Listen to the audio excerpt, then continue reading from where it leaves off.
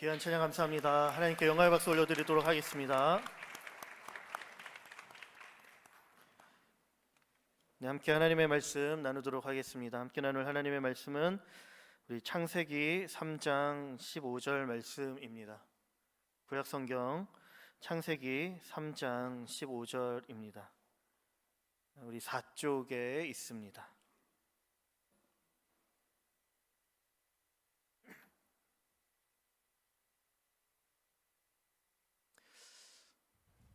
창세기 3장 15절 찾으셨으면 한 목소리로 함께 하나님의 말씀 봉독하도록 하겠습니다. 함께 읽습니다. 내가 너로 여자와 원수가 되게 하고 내 후손도 여자의 후손과 원수가 되게 하리니 여자의 후손은 내 머리를 상하게 할 것이요 너는 그의 발꿈치를 상하게 할 것이니라 하시고 아멘. 여자의 후손 예수 그리스도라는 제목으로 말씀 나누겠습니다. 우리 사랑하는 청년 여러분, 말씀 전하기 전에요, 여러분들 오늘은요 절기적으로 종려주일이라고 합니다. 예수님께서 십자가의 고난 순환 당하시기 위해서 6월절 어린 양이 되시기 위해 6월절 절기 가운데 예루살렘에 입성하게 됩니다. 어린 나귀 새끼를 타고 입성하는 예수님을 종려나무가지를 흔들었다고 하여서 종려주일로 우리가 지키는 거예요. 그리고 오늘부터 이제 시작해서 이제 한 주간 예수님의 십자가를 묵상하면서 그의 고난에 함께 동참하는 고난 주간이 시작됩니다. 그래서 고난 주일이라고도 합니다. 우리 사랑하는 청년 여러분, 이번 한 주간은요 우리 교회에 있어서 매우 중요한 한 일주일이에요. 예수 그리스도의 십자가를 묵상할 수 있는 너무나도 중요한 절기이고, 그 십자가를 묵상하면서 하나님께서 우리를 향한 사랑이 얼마나 큰지를 우리가 실제적으로 경험할 수 있는 시간들입니다. 그래서 부탁드리는 것은 이번 일주일을요 예수님의 십자가를 묵상하면서 또 하나님을 기억하면서 우리가 때로는 조금은 이렇게 절제하면서 하나님 앞에 나아갈 수 있으면 좋을 것 같아요.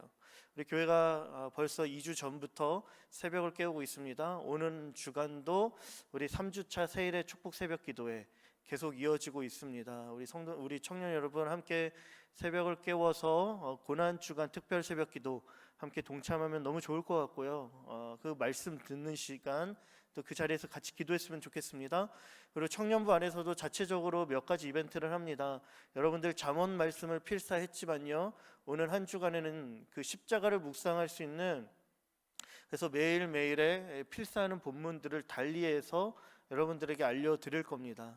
그리고 제가 한 2-3분 정도의 클립으로 그 해당되어지는 본문들을 설명해서 유튜브 링크로 여러분들한테 보내드릴 거예요. 그래서 말씀을 묵상한 것들을 필기를 하면서 필사하면서 주님을 좀 깊이 알아갔으면 좋겠고, 할 수만 있으면 한 끼 금식, 또 우리 음료 한 잔 덜 마셔서 또 미디어도 덜 사용하면서 우리가 덜 먹으면서 우리는 조금 절제하는 그 덜 하면서 어떻게 해요? 사랑을 더 하는, 사랑을 좀 흘러보낼 수 있는 그런 이벤트들도 하려고 합니다. 여러분들 추후에 광고를 잘 들어주시고 함께 이 모든 일들 가운데 동참해 주시면 감사하겠습니다. 하나님의 말씀 나누도록 할게요. 우리가 부활절 또 고난 주간을 맞이하면서 제가 지난주에 그가 오신 이유, 예수 그리스도의 모든 이름 위에 뛰어난 이름, 예수님에 대한 설교를 이제 앞으로 쭉 해나가겠다라고 말씀드렸습니다. 실제적으로 오늘이 그에 해당되어지는 첫 번째 주제 설교이고 이렇게 첫 번째 설교인데요, 여자의 후손으로 예수 그리스도가 오셨다라는 것이에요. 우리는 창세기부터 요한계시록까지의 하나님께서 모든 이름에 뛰어난 이름을 예수님께서 주셨는데, 그 이름 하나하나, 그 예수님을 향한 칭호를 발견하면 그의 아름다운 성품들이 얼마나 위대한지를 우리가 발견할 수 있어요. 그래서 그 이름들, 그 칭호들, 그 예수 그리스도가 어떤 분이신지를 이런 시간들을 통해서 잘 알아갈 수 있으면 좋을 것 같습니다. 여자의 후손 예수 그리스도입니다. 여러분들, 한 여인에게 청천벽력, 마른 하늘의 날벼락과 같은 한 가지 사건이 펼쳐집니다.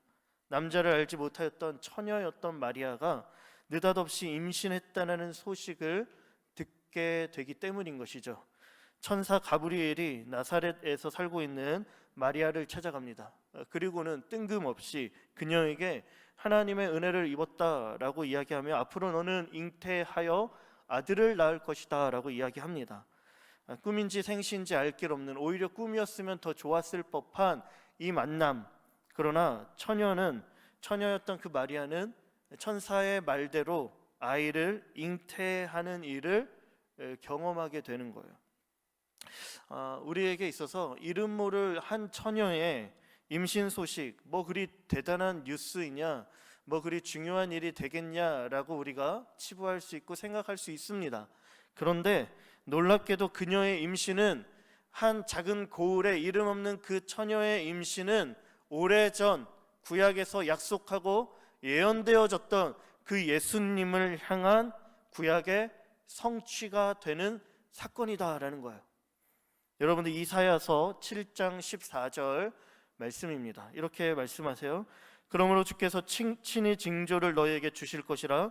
보라, 처녀가 잉태하여 아들을 낳을 것이요 그의 이름을 임마누엘이라 하리라. 아멘.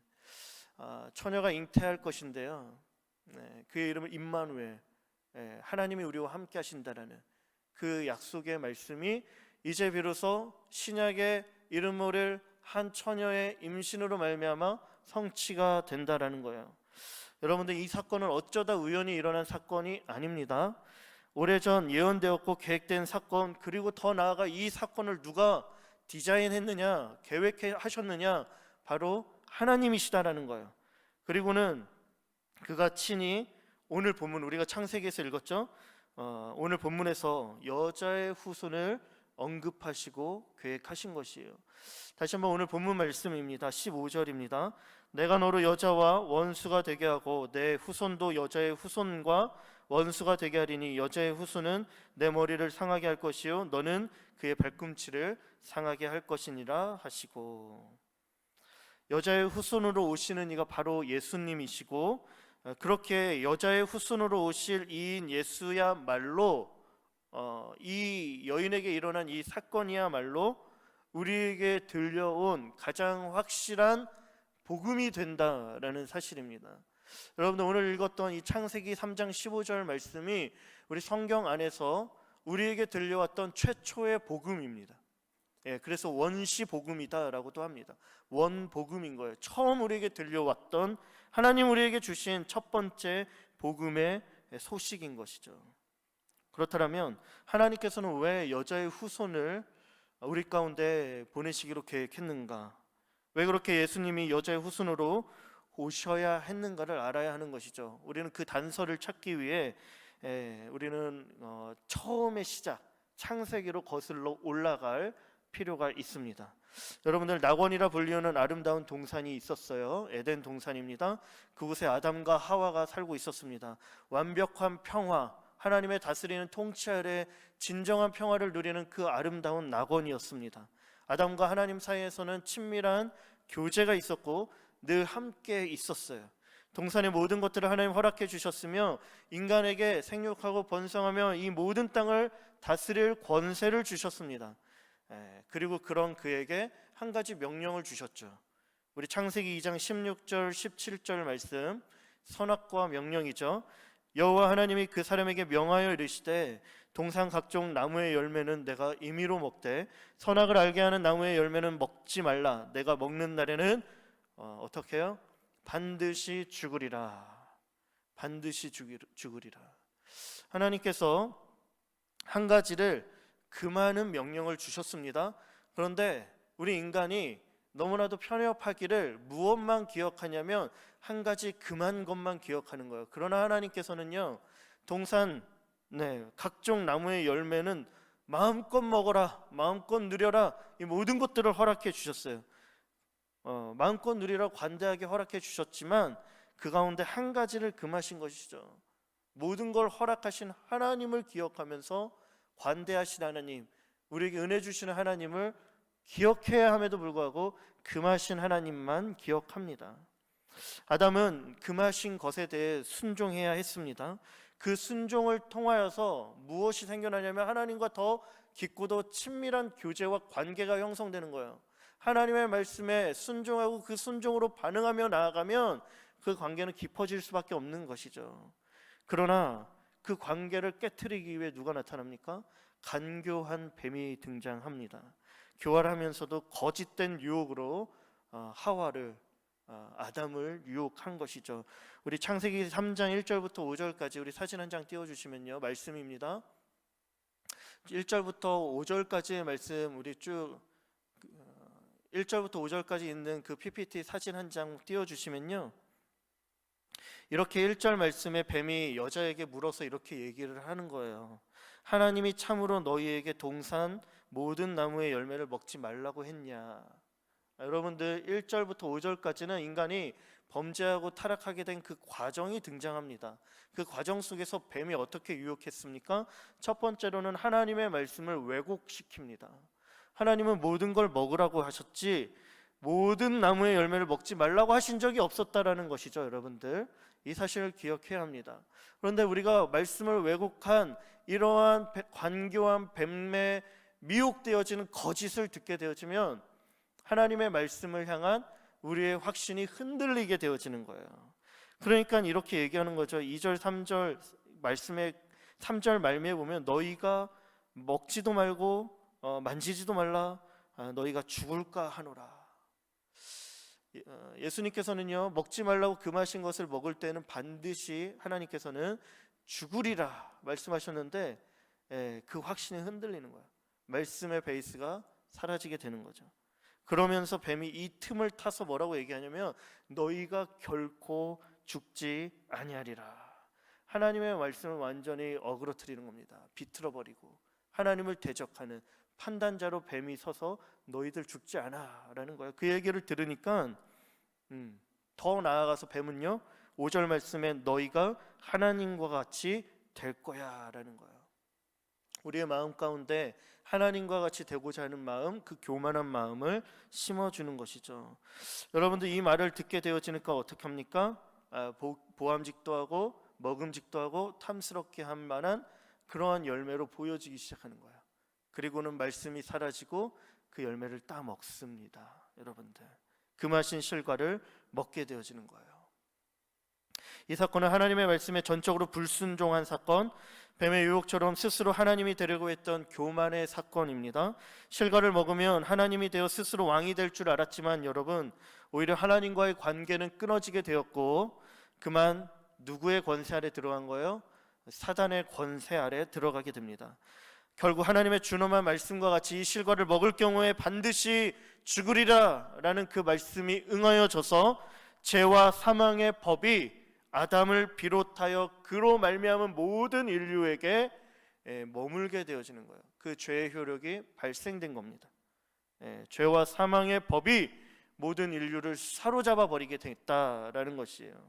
그런데 이러한 사건들이 일어나면서 하나님께서 심판하시는데 심판하시는 이 하나님의 심판의 말씀 가운데 너무 놀라운 건 한 줄기 구원의 소망이 그 빛이 우리에게 비춰왔다라는 사실이에요.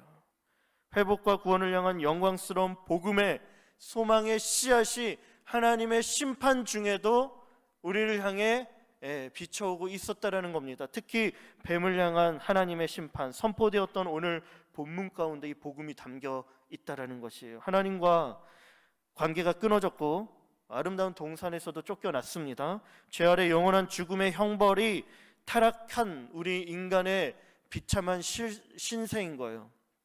그런데 그 심판 속에서도 구원의 빛이 비춰지고 있고 우리를 구원하시고자 하시는 하나님의 계획이 그 순간부터 여자의 후손으로 오실 이인 예수 그리스도로 말미암아 펼쳐지게 되었다라는 거예요. 성경의 이야기는 이 이야기입니다. 구원하시고자 하시는 하나님의 계획을 이루어가는 이야기다라는 거예요. 여러분들 여자의 후손으로 오실 예수 그리스도가 하실 일은 오늘 말씀처럼 분명합니다. 그건 뭐예요?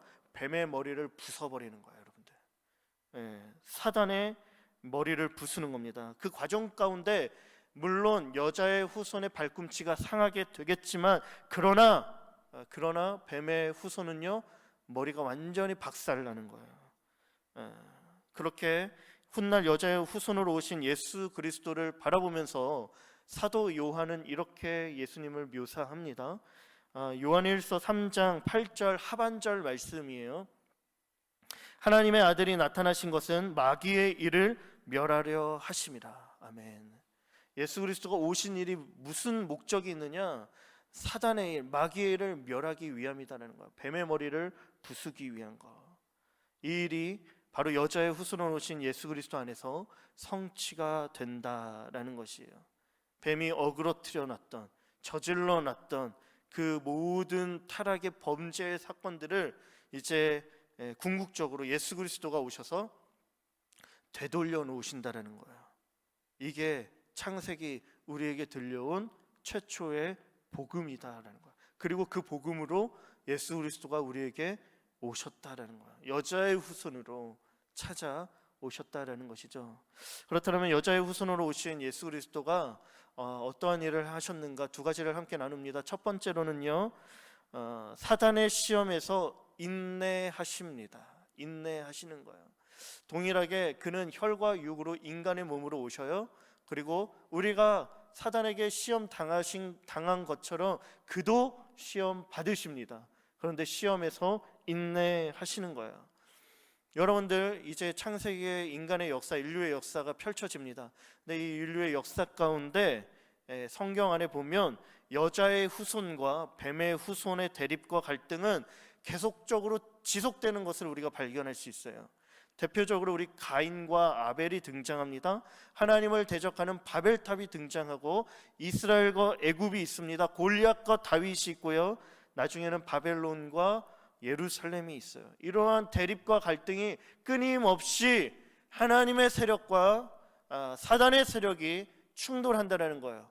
그리고 이러한 갈등과 대립은 예수 그리스도에 이르러서 절정에 이르게 된다라는 사실입니다. 사도 바울은 갈라디아서에서 예수님이 여자에게서와 율법 아래 나셨다는 것을 분명하게 언급합니다. 여자의 후손이 누구냐? 예수님이라는 것을 분명히 우리에게 가르쳐 주는 거예요. 갈라디아서 4장 4절에 때가 참에 하나님이 그 아들을 보내사 여자에게서 나게 하시고 율법 아래에 나게 하셨다. 여자에게서와 율법 아래, 죄와 사망의 법 아래에서 그가 나셨다라는 것이죠. 여러분들, 여자의 후손으로 오신 예수 그리스도, 그렇기 때문에 그의 삶과 사역에 있어서 기본적인 주제가 무엇이냐면 이 사단과의 갈등과 대립인 거예요. 여러분들, 그 갈등의 한복판에 인간의 몸으로 오셨고, 그 갈등 안에서 사단은 첫 번째 아담을 유혹하고 시험해서 하나님의 계획을 무너뜨렸던 것처럼 이제는 여러분들 두 번째 아담으로 오시는 그 예수 그리스도를 시험하기 시작합니다. 그 시험으로 예수 그리스도의 길과 걸음을 회방하고 중도에 포기하도록 그 길을 막아서는 거예요. 여러분들, 예수님이 걸어가는 그 길들을 한번 살펴보시면 걸어가지 못하도록 회방하는 무리들이 등장합니다. 회당에서 종교 지도자들 맹렬한 공격을 예수님은 받습니다. 곳곳에 수많은 귀신 들린 자들을 만나요. 가다라 지방에 갔을 때에는 귀신 들린 자를 만나는데 그 안에 있는 귀신이 너는 누구냐 했을 때 나는 군대다라고 얘기를 해요. 여러분들, 군대입니다. 군대. 하나의 귀신이 아니라 군대 귀신이에요. 여러분들, 이 군대 귀신 한 사람을 멸하기 위해서, 망가뜨리기 위해서가 아니라 예수님의 사역을 망치기 위함이었다라는 거예요. 사단의 세력이 대대적인 방해와 공격을 펼치며 예수님을 가로막고 있는 거예요. 여러분들, 가장 가까웠던 제자 베드로는 어떻습니까? 십자가를 이야기했던 그 예수님을 향하여서 베드로가 예수님, 그러지 마십시오. 그렇게 할 수 없습니다라고 얘기해요. 십자가의 길로 가지 마십시오라고 이야기합니다. 그러한 제자 베드로의 이야기에 예수님께서 어떻게 반응하세요? 마태복음 16장 23절에 예수께서 돌이키시며 베드로에게 이르시되 사탄아, 내 뒤로 물러가라. 호통치신다라는 거예요. 나를 넘어지게 하는 자로다. 내가 하나님의 일은 생각하지 아니하고 도리어 사람의 일을 생각하는도다라는 것이죠. 사단은요, 교묘합니다.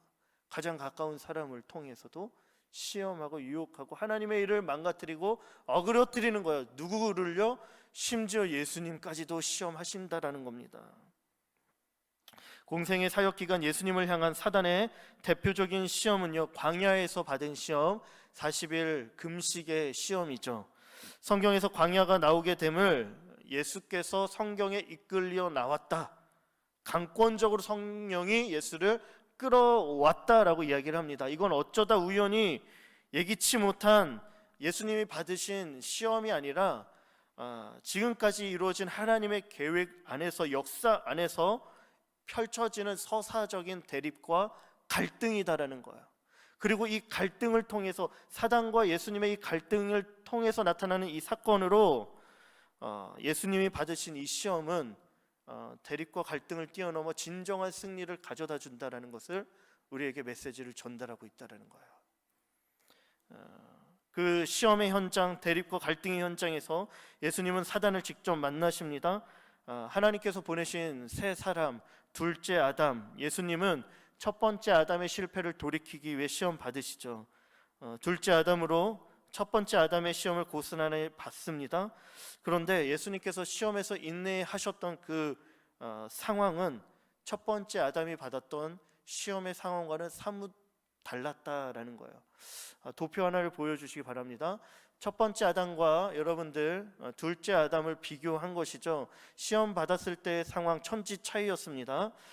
첫 번째 아담의 상태는요, 부족함이 없는 완벽한 풍족한 상태였어요. 그러나 우리 예수님은요, 굶주린 상태, 금식의 상태, 공고한 연약함의 상태였습니다. 육신을 입고 그는 굶주리셨어요. 그 상태에서 시험 받으십니다. 시험의 장소는요, 낙원 에덴 동산이라는 곳에서 첫 번째 아담은 받았지만 예수님은 황무지한 광야 한복판에서, 그것도 야생의 사나운 동물들, 아담과 달랐던 것이죠. 영적인 상황 속에서는 창조 안에서의 완벽한 평화의 상태에서, 그 에덴에서 그 첫 번째 아담은 머물렀지만요, 그러나 예수님은 죄로 어그러지고 깨어진 이 혼란한 상태 속에서 그가 육신을 입고 들어와 시험 받으셨다라는 것을 우리가 보게 됩니다. 그리고 이 시험 가운데 세 가지의 시험을 받죠. 우리가 잘 알듯이 첫 번째로는 돌들로 떡덩이가 되게 하라, 먹고 사는 문제입니다. 두 번째는 하나님의 아들이면 높은 곳에서 뛰어내리라, 어떠한 인정과 욕구, 성공에 대한 문제예요. 예수님은 인정받고 성공하기 위해 높아지게 오신 분이 아니라 철저하게 낮아지기 위해 오신 분이십니다. 마지막으로 천하 만국을 보여주며 너는 내게 엎드려 절하라 라는 명령을 해요. 시험을 하세요. 그리하면 내가 모든 걸 다 줄게. 여러분들 어떻습니까? 참으로 이게 도가 지나쳐도 한참 지나쳤다, 사단 주제에 어찌 예수님께 이렇게 말까지 하냐라는 생각이 듭니다. 그런데요, 사단은 율법과 율법 아래 인간으로 오신 예수 그리스도를 비웃고 조롱하면서 마치 사단이 이렇게 이야기하는 거예요. 첫 번째 아담 이후로 수많은 인간들이 스스로 왕이 되기 위해, 영광을 구하기 위해 내게 와 절했다. 그들은 내 소유며 내 손아귀에서 벗어날 수 없어. 인간 예수, 너도 나에게 절해라 라며 시험을 하는 거예요. 많은 사람들이 육신의 정욕, 안목의 정욕, 이생의 자랑 앞에서 여러분들 우후죽순 쓰러집니다. 우리라고 다를 바 없죠. 나만 아는 사람이 없습니다. 이 시험에서 모두가 나가 떨어지는 거예요. 인간 예수에게도 같은 시험을 하면 그러한 시험 가운데 넘어져서 십자가의 길을 포기하고 좁은 길이 아니라 넓은 길로 걸어갈 것이라 생각한 것입니다, 여러분들. 그런데 예수님은 첫 번째 아담과 달랐다라는 거예요. 사단의 시험에서 인내하셨고 마침내 이기셨습니다. 높고 넓은 길 아니라 낮고 험한 길, 죽음의 십자가의 길을 선택하십니다. 오직 하나님만을 의지하며 사명의 길을 묵묵히 걸어가시고 사단의 시험을 숲으로 만들어 버리신다라는 거예요. 그가 철저하게 인내하신다라는 것입니다. 그리고 끝까지 그 길을 걸어가시는 거예요. 그런데 이러한 인내하는 예수님을 바라보면서 사단의 전략이 바뀌어지기 시작해요. 이전에는 십자가의 길을 막아서면서 그 길에 가지 마라, 다른 길, 넓은 길, 다른 사람 다 갔던 그 길로 가라 라고 했는데, 이제 예수님을 더 빨리 십자가의 길로 보내기 시작합니다. 하나님의 때를 망가뜨려서 예수님의 죽음을 순종으로 인한 구속사역으로 만드는 것이 아니라 어쩔 수 없었던 단순한 한 인간의 비참한 죽음으로 매듭 지으려고 한다라는 거예요.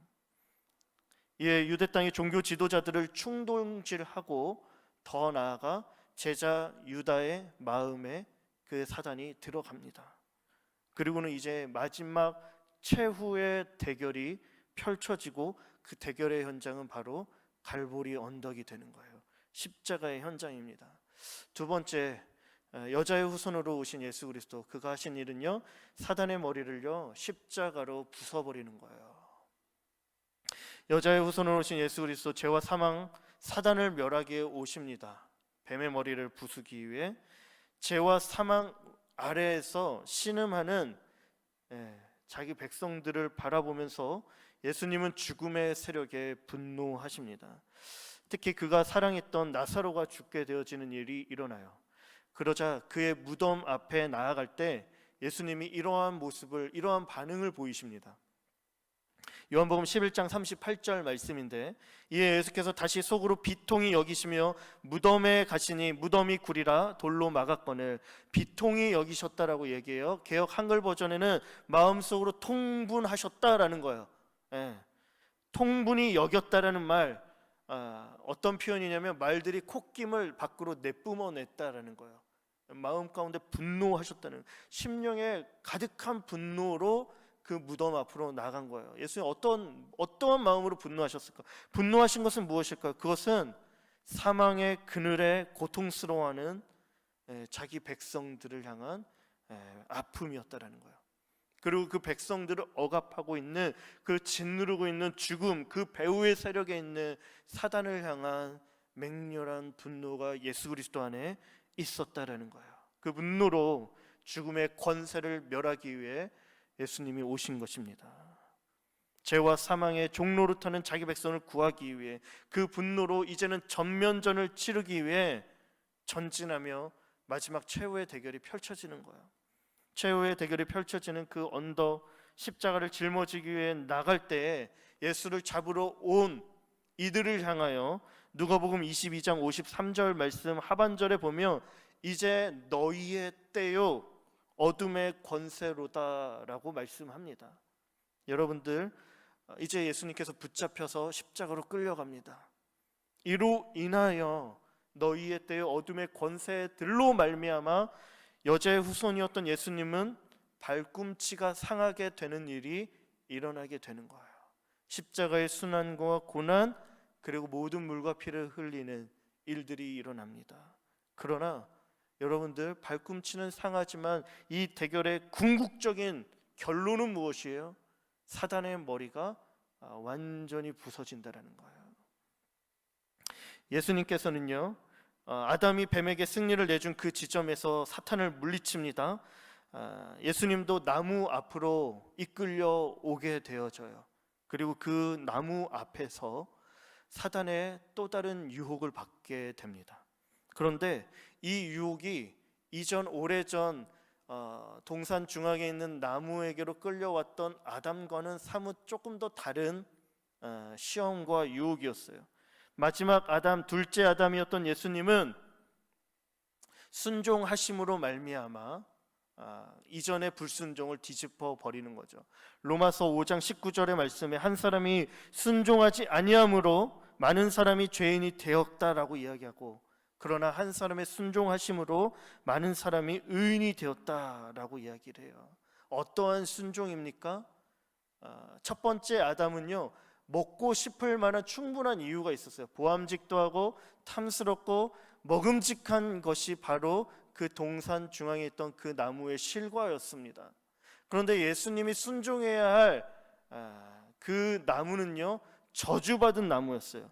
첫 번째 아담의 나무와 비교했을 때는 그것을 먹을 만한, 그 나무에게로 갈 만한 어떠한 이유가 없었다라는 거예요. 본능적으로 당연히 그것을 거부해야 당연함에도 불구하고, 그러나 예수님께서는요, 친히 자신이 혐오할 수밖에 없고 피할 수밖에 없어야 될 그 나무에게로 더 가까이 나아가신다라는 거예요. 그리고 그는 끝까지 죽기까지 순종하시면서 그 나무 위에 매달리셨다라는 사건입니다. 이게 그의 순종이고 그의 순종으로 말미암아 의인의 열매가 맺혀지게 되는 거예요. 여러분들 어떻게 보이십니까?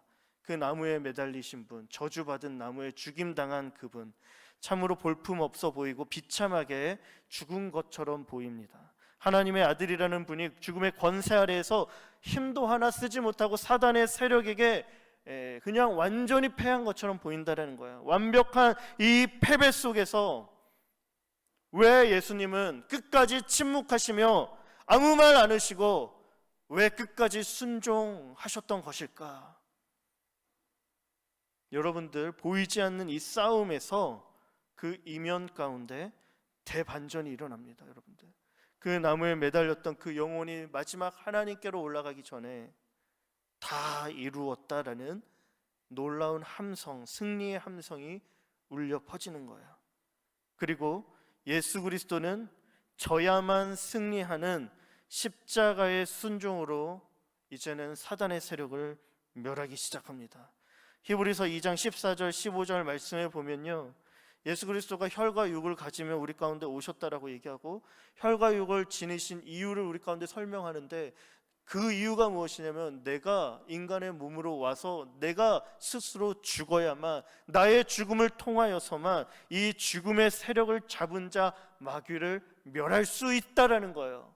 여러분들, 비참히 죽어 보이는 듯해 보이는 이 십자가지만요, 그의 죽음의 십자가로 말미암아 이제 마귀의 세력은 완전히 멸하게 되었고, 히브리서 2장 15절 말씀처럼 또 죽기를 무서워함으로 한평생 매어 종로로 타는 모든 자들을 놓아주는 이 놀라운 사건이 일어나게 되었다라는 것이에요.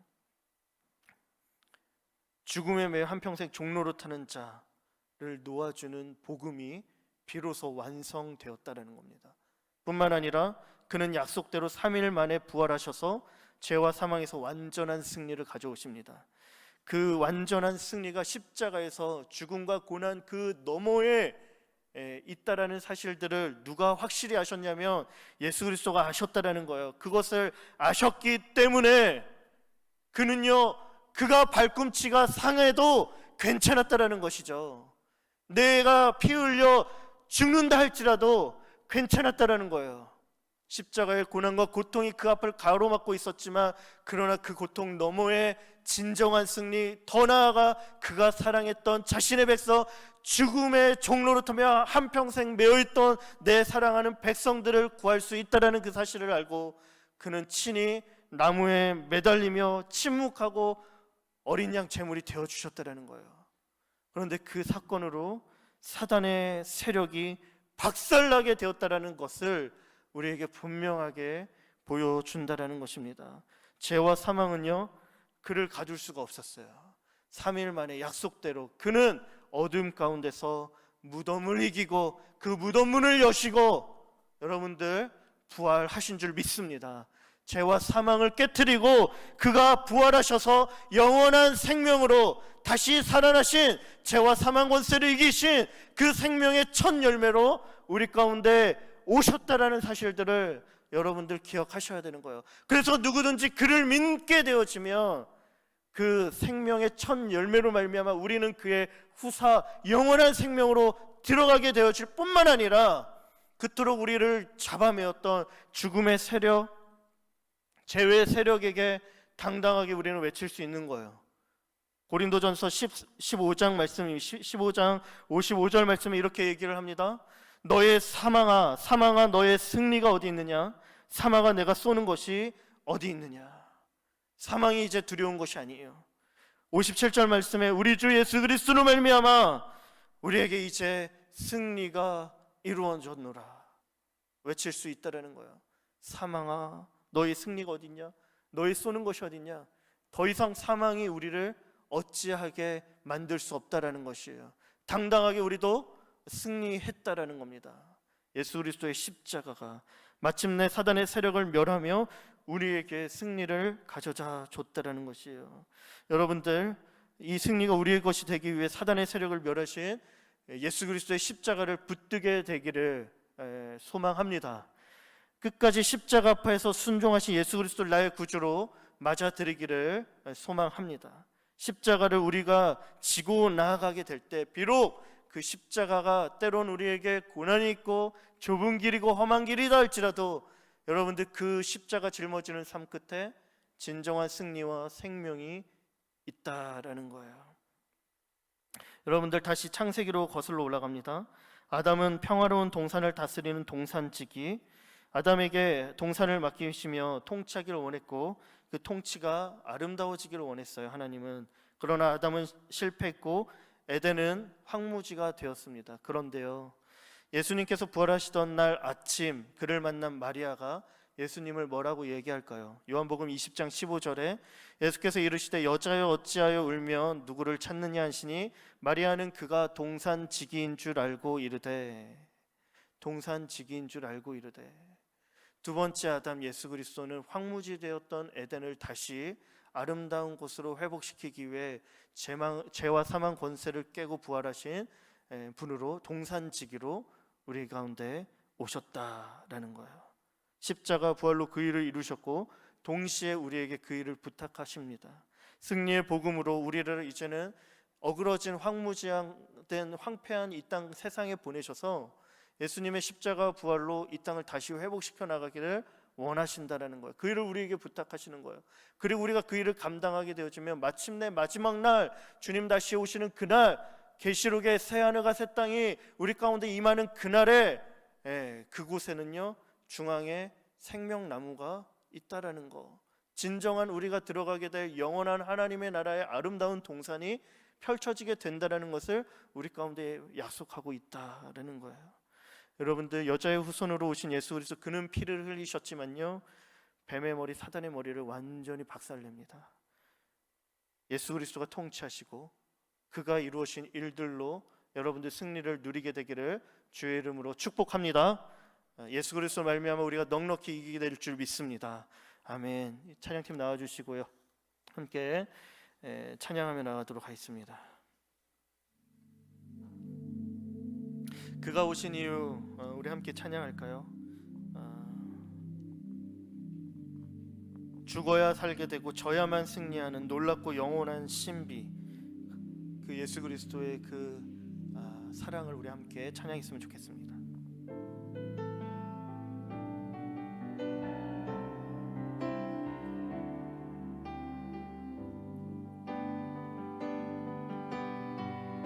이 세상 가장 아름다운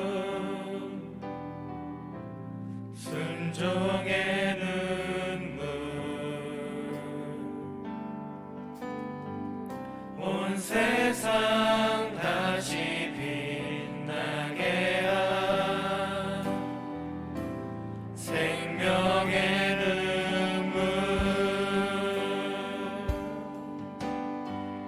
그가 이 땅에 오신 이유, 죽어야 살게 되고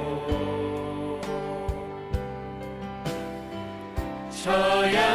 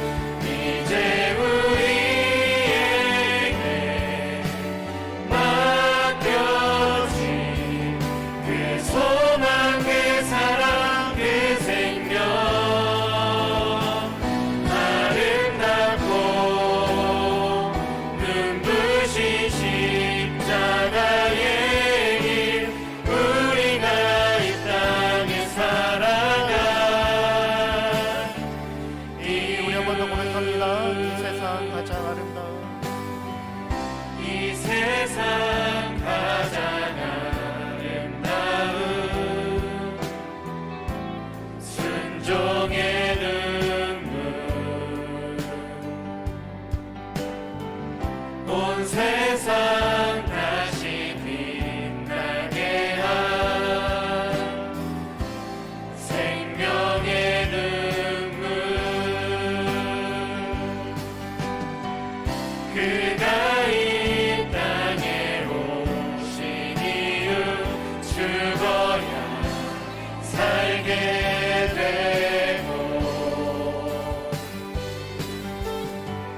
져야만 승리하는